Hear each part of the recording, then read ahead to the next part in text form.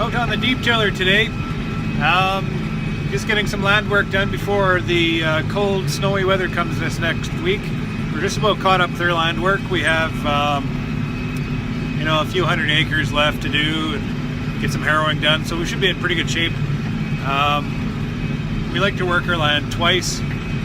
Just makes for a good seed bed next year. We'll work it twice and then harrow it, and then we can direct seed into it in the spring. So it saves us a few steps in the spring. Our field's really clean. There's no weeds in the stubble. That makes a big difference for the job we do in the fall.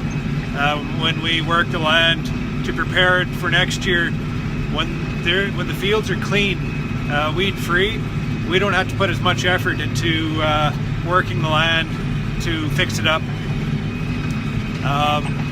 When the fields are weedy, we have to hit the land a few more times just to incorporate all the biomass, and it's just harder to pull through.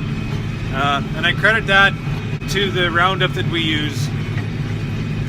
We've been using Roundup in our rotations and GM cropping, and ever since then our fields have been super clean, and it's made farming so much easier. Our preparation, our land work, we've decreased. Just don't have to pass the land as many times. Like you can see behind me, it's doing a fantastic job the second time through. And with a cleaner field, we get better crop yields too, because the crops aren't competing for nutrients or space. So Roundup has been a pretty important tool for our farm. So that's my grain farm hat. Now I put my beekeeping hat on, and looking at a clean field like this is not really appealing to me.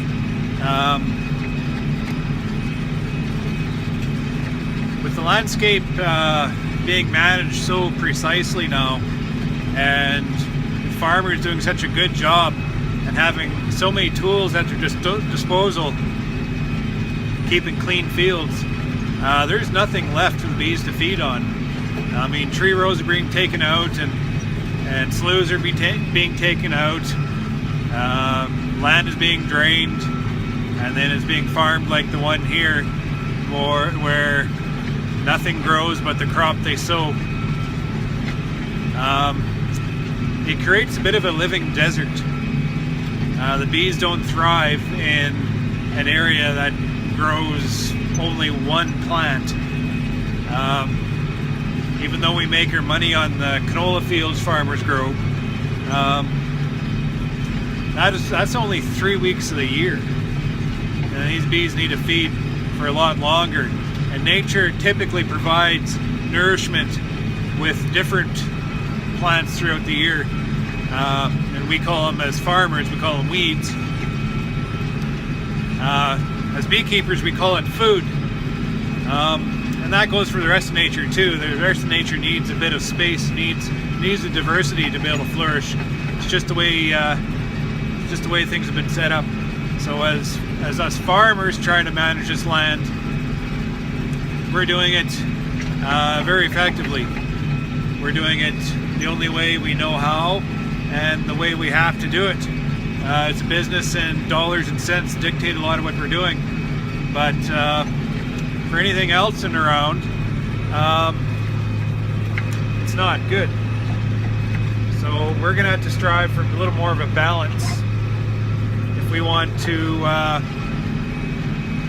nature to survive. We have to allow it to. So what are we going to do about it? You can't blame farmers, they're just doing their job. But we have to find a way, and I don't know what the answer is. I seriously don't. I'm influenced. I'm seeing this problem.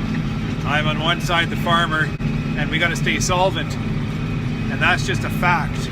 You can't argue that. It's a business, right? And then I'm on the other side. I'm a beekeeper. I'm seeing the erosion of the natural world. We have to maintain our bees a lot differently. I haven't been in the business for very long, only 20 years, but over that time I've had to change my management practices to more of a I have to provide for them more. And maybe that's what we have to do. But at the same time, I think farmers have to allow a little bit of space for nature. We have some big issues on our plate as society. We got to find solutions. People have to change